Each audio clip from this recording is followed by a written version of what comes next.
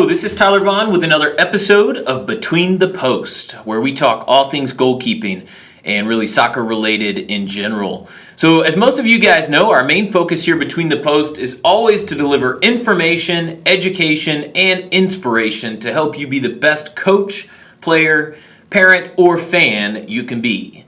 So, let's go ahead and kick it off.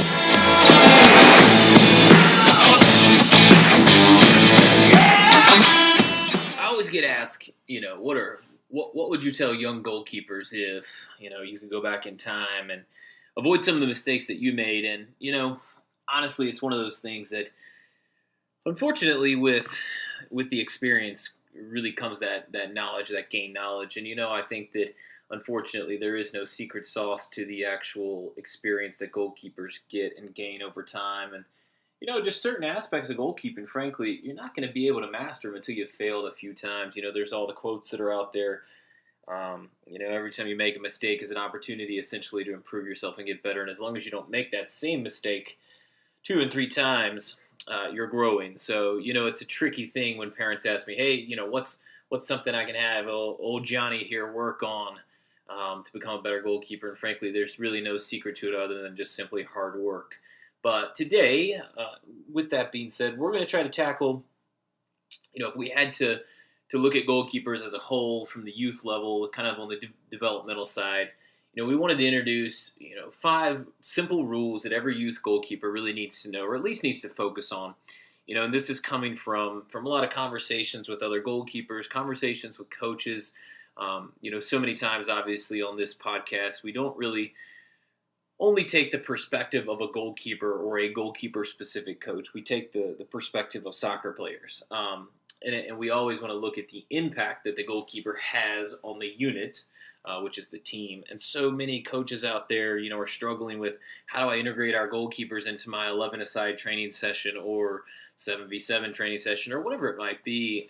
Goalkeeper tends to be this, position of such confusion and such a unique perspective that unless you've played it or walked in the shoes of a keeper, frankly, you can't wrap your head around it. In reality, it kind of boils down to a few of the same things that you think through when you're planning a session for your actual soccer players, your field players.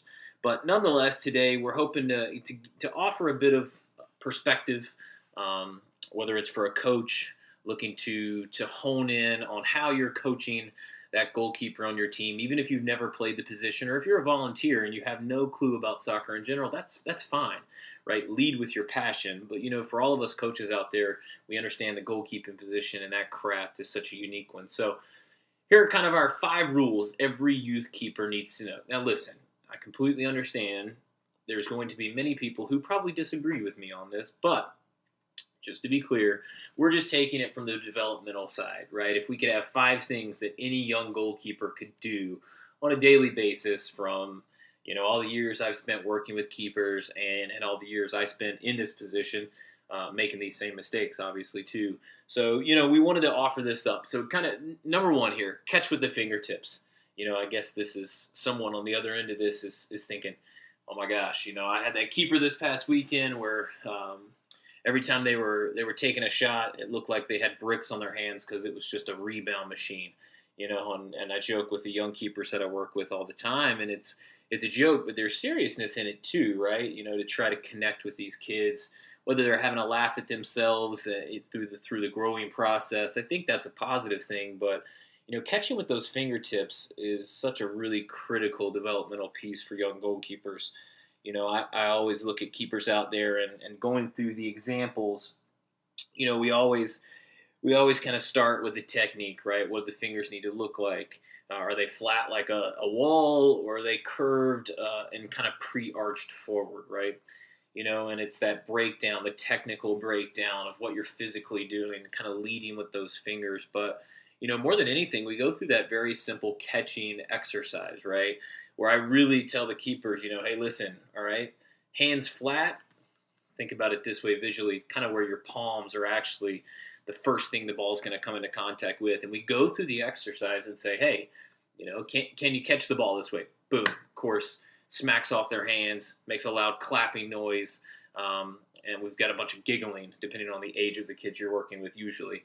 But I think it's critical that we break it down and we tell these young players that are seeing so many of these professionals on TV that, hey, listen, your job, when at all possible, is to get that ball in your hands. There's a difference between De Gea out there taking shots at 90 miles an hour from point blank range, parrying the ball to the side or blocking it away from the frame, than a goalkeeper that in reality could be catching the ball and helping their team get out of a pressure situation and then build the attack. So we go through that, that we have that discussion around, listen, just because you see it on TV is not necessarily what we want you to developmentally be doing out there on your 7v7, 11v11, whatever age you are. A goalkeeper's hands are by far their biggest and most, or their strongest advantage, I guess. So we talk about that exercise. I have them first start smacking the ball off their palms, and you ask them, well, how'd that feel, right? Could you control the ball? And obviously the answer is no. And then we talk about the fact that, well, listen, if you're trying to catch the ball with your fingertips, it's going to have this pure sound of almost silence to it, right? And we have a controlled environment, tossing the ball back and forth, and we really look at that, all right? Catch the ball with your fingertips. A lot of goalkeepers who are doing it right, they're not necessarily going to have a lot of sound, which that's exactly what you want, right? There's such a big difference between clapping it with your palms, losing control completely, and then a nice, firm, calm catch with the fingertips. So, that's kind of the number one thing is we look at technique is such a critical element of goalkeepers, right? And we'll talk about this in kind of number 3 with footwork, but I think this is one of the things that if we can really encourage players that are in this digital age where they're looking at 30-second highlight reels of keepers at the professional level, parrying the ball over, around, up, down, and away from goal, but not catching it, we have to try to connect with them in the fact that that's just not necessarily the same environment that they're performing in on a daily basis. A lot of parents will cheer, and that's not a negative to parents, but, anytime the keeper is blocking the ball and it's not going in the goal, that's a victory, right? Think about the same perspective from our field players that, we've all coached teams that, or coached against teams, rather, that instead of playing the ball across the ground under control, they're just playing that long ball, playing direct. And I talk to coaches all the time about that particular mentality. And, you have the parents on the sidelines that are, obviously always kind of celebrating the success, I guess is the easiest way to put it. But, just because the ball goes high and long doesn't necessarily mean that's worth, applause, I guess. So we're constantly in this age as coaches and keepers that we're trying to really reconnect our players with the fundamentals, right? And this, I think, catching with the fingertips, number one, is one that I see far too often in keepers that have the capacity and the skill set, but maybe they just don't have the direction. So I would reinforce this one. And then the second one is use your voice. I think that, from the different levels of players and developmental levels and then age levels, not always age, but just the different levels of soccer out there, you see kids who can communicate and they find success in that communication.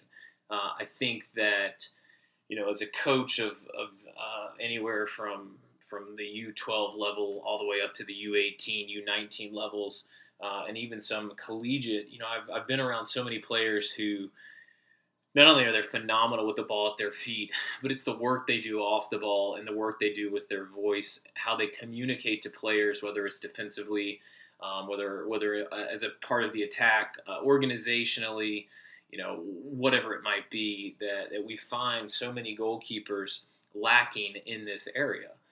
It's much more than just calling keeper when you're going out for a high ball and a cross. Trust me, that will help, I assure you.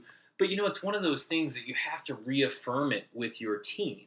A lot of times I was with some goalkeepers this past season, and when they're with me, they're out there, we're working on communication and setting up scenarios and encouraging them to try to work on the organizational aspects. Obviously talking about calling for the ball whenever they're going out, and then furthermore, when they're not going to collect the ball, as well communicating, right? Away, clear, step up, simple things like that, little one-word bits of communication. And I felt as the coach, so confident in the players, so confident in the goalkeepers. I'm looking at them in training sessions, and I'm thinking, man, these kids are awesome. They're doing phenomenal. They're responding. They're doing exactly what I ask. And I'm super pumped about that. But then I go to the coaches, and I'm thinking, hey, how the game's been, and go out and watch a couple goalkeepers out in the game situation, and all of a sudden it's night and day difference, right? And what I tended to find in these circumstances and scenarios are that a lot of these goalkeepers, they weren't taking that training and reinforcing it and really reaffirming the fact that they're going to use their voice with their teammates, right? It's not that they weren't doing it as much as that their teammates weren't used to responding to it. And so many times as keepers, if we're not doing things consistently, we put our teammates in front of us in a position of less than clarity, right? Of a lack of confidence potentially in the goalkeeper itself. So I saw that, and we kind of addressed it at the next couple training sessions. Hey guys, gals, consistency is key here with communication. You have to train your defensive backs. You have to train your back line, your midfielders, and your teammates to know the specific forms of communication and or phrases you're going to use, whether it's simply step up, shift left, right, whatever it might be. They have to be trained themselves to respond to that, to trust in the fact that when you call goalkeeper, that you're going to come out and collect the ball no matter what.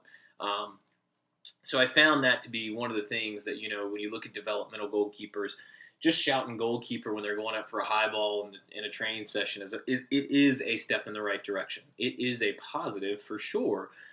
But we want to ensure that these keepers go and they take that confidence into their training sessions and ensure the players around them understand what's to be expected. So, communicating and using your voice, I think the sooner we can start our young goalkeepers and communicating, not just screaming and yelling.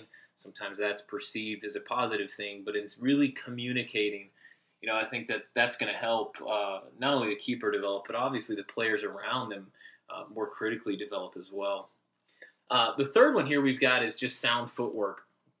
There's not enough time to go into this, and more than anything, this is a visual, so it's not as suitable necessarily for just this podcast episode. But sound footwork, you find this at so many different levels, keepers being successful and obviously not successful in their footwork, and how quickly and efficiently they can move from one post to another.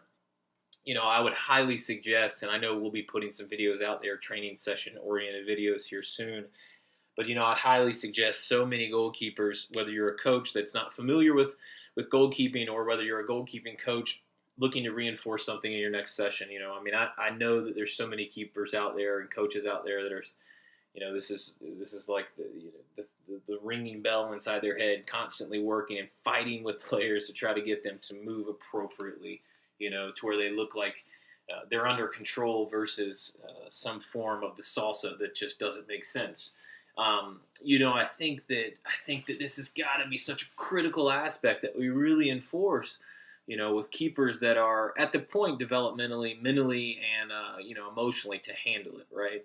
I don't think we're out here doing this necessarily with 2, 3, 4, and 5-year-olds, but nonetheless, it's probably more based on the skill level of the player. But moving across the goal with that technique has got to be one of the ones that we look at goalkeeping and we say, how can we get these kids to efficiently cover their space? Anytime you want to enforce this with a goalkeeper is you step them out to the 6, to the PK marker, the 18, wherever it might be, and turn and look at that goal and put somebody similar to their size in that goal, and you just simply tell them, listen, always, for as long as you play this position, you will always be the smaller object in front of net, right? So I think that if we can visually get these kids to understand, hey, listen, that goal will always be larger than I am.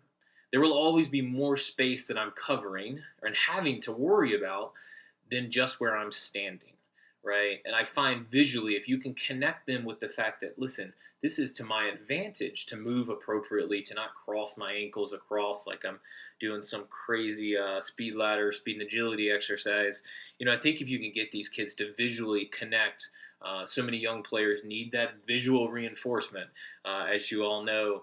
Get them to connect and say, listen, hey, to my advantage, it's to move appropriately in the goal. It's to constantly understand where I am, right? So that footwork leads me into kind of the next one. That fourth one is awareness.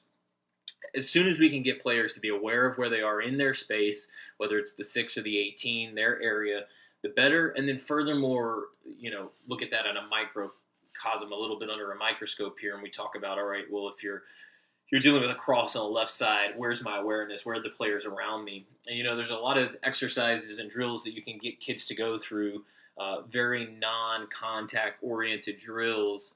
I see them all the time, and you're looking at on YouTube, and you're looking at on any type of soccer-related websites. You're talking about collecting crosses. There's some element of this where you're just getting kids comfortable with going out and collecting the ball through traffic. Listen, one of the easiest things I ever saw another coach do when I was at one of the last coaching conventions, he reinforced through the use of cones with younger players. And you think about it, it's kind of like this, I forget the exact analogy he used, but I think it was something like the cones are lava, fire, or something, right? Little kids dig it, which is awesome.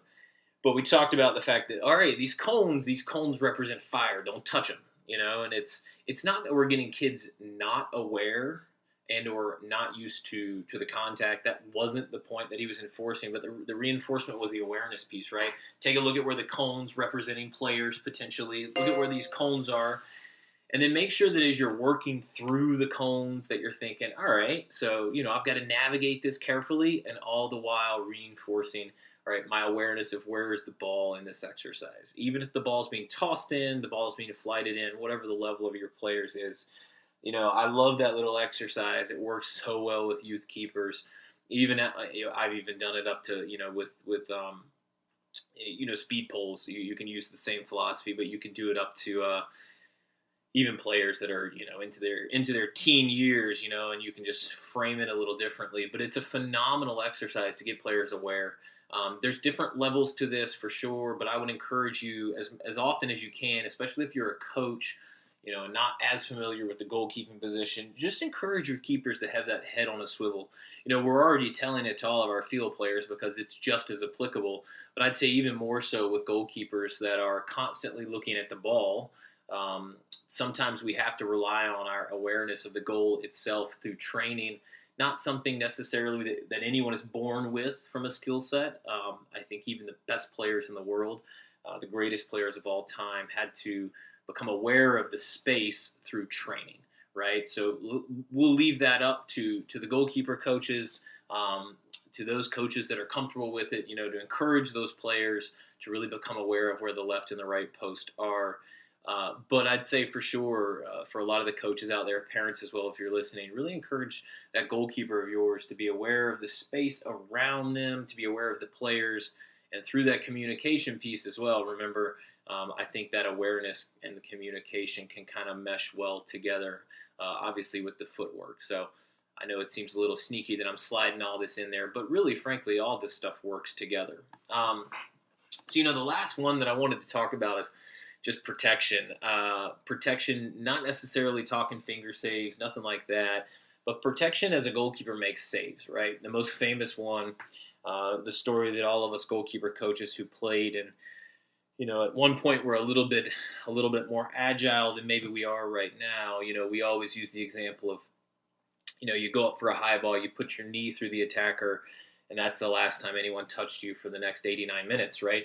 And we make it sound a lot cooler than it maybe potentially was, but I guess that's how memories tend to kind of go for us. But now I guess we're talking co-ed league, third division, just hoping that we don't get touched in goal. But no. In all seriousness, protection is such a critical piece, and I'm going to offer a bit of a perspective that you might not necessarily have anticipated with this. Yes, we have to get keepers comfortable with going up and protecting themselves in a high ball situation. Thinking about the footwork, the awareness, all these things, they go hand in hand. We have to get keepers, comfortable with protecting themselves when they're going down for a collapse save on the left, the right, when they're diving left, right, whatever it might be. Those are things that we all acknowledge are incredibly important for our goalkeepers in terms of protecting themselves during play. I would definitely encourage coaches of any level and coaches of goalkeepers and or non-goalkeepers. Obviously, I know a lot of goalkeeping coaches, you're already going to be doing this stuff. But for our non-goalkeeper specific coaches or volunteers out there, really encourage them to to protect themselves, and it is very true. You go into a tackle with a goalkeeper one time as a forward, and if you end up on the wrong side of that challenge, my guess is for the rest of the game, you're not going to come within 10 yards of a goalkeeper. So it does set the tone. Now, there's probably a certain level of player that's applicable to, maybe not necessarily our 8-year-olds, but we want them to come with confidence while protecting themselves for sure. But with all those things being said, the protection I'm kind of referring to is actually a little bit more than just the technical side. What I want to see, well, what I hope to see from coaches, especially the coaches of field players, the non-specific goalkeeping coaches, I really hope seeing you encourage your goalkeepers to make great saves and to really work hard in training sessions, like they would in the game, right? So many young players, and I'll touch on it in a second, but so many young players, I watch them in their training sessions, right? When they're not with me, I see them go back to their teams, and it's all of a sudden you think, and I know so many coaches are out there thinking he's going to say exactly what happens to me every single day, every week, but you see your kids working with you for a solid hour, doing all the things perfect that you would expect of them as kids and players and young players, right? And then you see them go back to their teams, and it's like, well, wait a second. You were perfect with me for the last 35, 45 hour, and then now you're going back to your field player session, your actual team session, and you'd think you'd never play goalkeeper a day in your life. So I think that this is one of those things that, I really encourage coaches they're the team coaches to put your players in a situation where they can really get the most out of their session as well, while protecting themselves, doing the technique, using the technique, but more so putting them out there to get used to hitting the ground with players around them. Getting used to that 50-50 ball, right? Coming out, collecting a cross in the middle of a game, in the middle of a training session, whatever it might be. So many times I see so many goalkeepers that are just not confident. They're not comfortable with it when it comes to game time because they haven't experienced it during a training session. So I know, again, I was a little bit sneaky with the term protection here. Yes, does it fall on the players and the coaches' combined efforts to teach the technique that is required to protect themselves, to dive correctly so that, frankly, they're not hurting themselves without anyone around? Protection during training is as much about learning how to do it the right way as it is about being aware of what you're doing. But, I think my intent here was literally to make sure that we as coaches, we're putting these kids in situations and environments that do simulate the game. I see a lot of kids and a lot of players I've seen over time, and also that I've played alongside, that have gone out. They've collected a cross or gone for a 50-50 in a game. They're not used to the fact that there's someone actually truly going 100 miles an hour trying to win the ball in the air, and they get that knock, they get that bump, they get whatever it is, it disorients them, or frankly, it potentially hurts them. And then all of a sudden you look at the coach who's taking a glance down his bench trying to figure out which victim gets to go in goal next, right? So I think that we as coaches share a lot of this burden, that we have to make sure we're putting these players in positions during our training sessions, safe positions, of course. And it might beg the conversation, depending on the level of players that you're working with and the age. It might justify a conversation with the team prior to whatever drill, whatever exercise you're talking about and you're working on. Hey, listen, we're not out here to hurt each other. We're out here to train hard.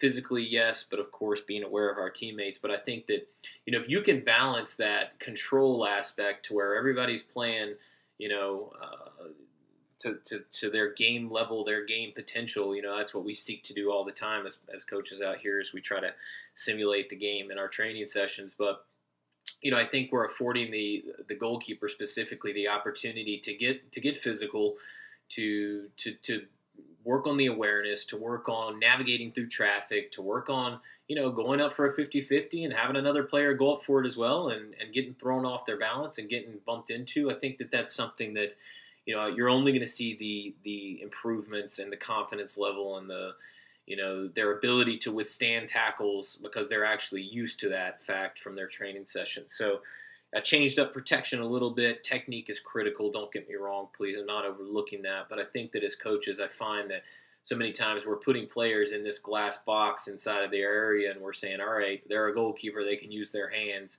It's like freeze tag, right? Everybody stays away from them. But yet when we get into a game, That's just not the case. So, I think that's just a little bit of encouragement there.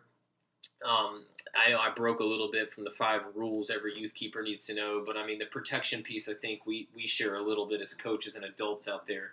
We share a little bit of that responsibility on having our kids protect themselves in the games and in their training sessions. But really quickly, so we're going to recap. So we talked about catching with the fingertips. Obviously, loads of exercises and drills out there. Frankly, kids can be doing this at home, and we encourage that for sure. This is an exercise that, assuming they're not breaking mom and dad's new flat screen TV on the wall, but I mean, this is really an exercise. Bouncing it on a hard surface on pavement out in the driveway, you can work on this. So it's real simple, but catching with the fingertips, I think you're going to see a massive impact in your goalkeeper's confidence level if they start to use the proper technique. Using your voice, communicating, not screaming. There's a big difference there. A lot, that's coaches are on a pedestal out there yelling. Don't just yell at each other. Communicate instructions, and I think that for a goalkeeper could be one of their, other than their hands and their ability to use their hands and move about the goal. I think using your voice to communicate instructions is definitely one of the largest advantages that we can offer as goalkeepers.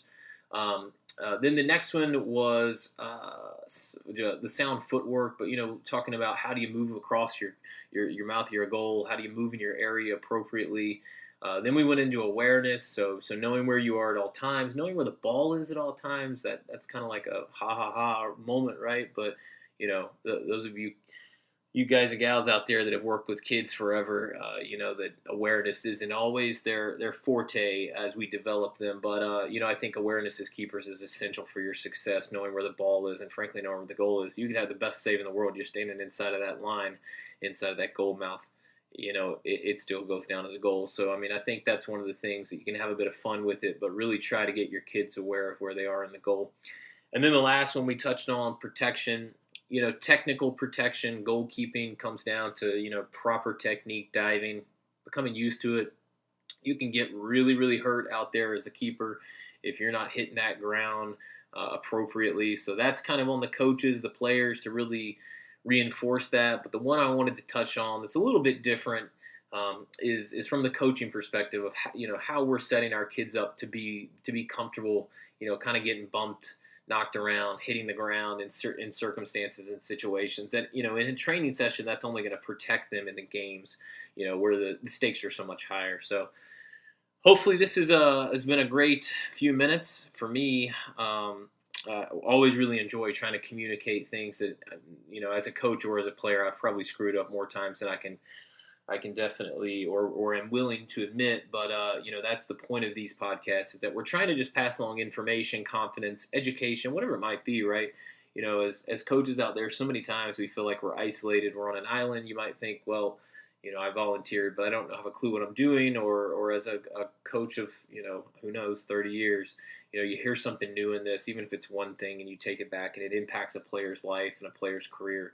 That's what this is all about. We're always looking for, new topics to chat about. We'll constantly have guests on the show. And then obviously if you guys have any specific questions, we'd love to hear. So reach out to us on social media, Facebook, Instagram, all that good stuff.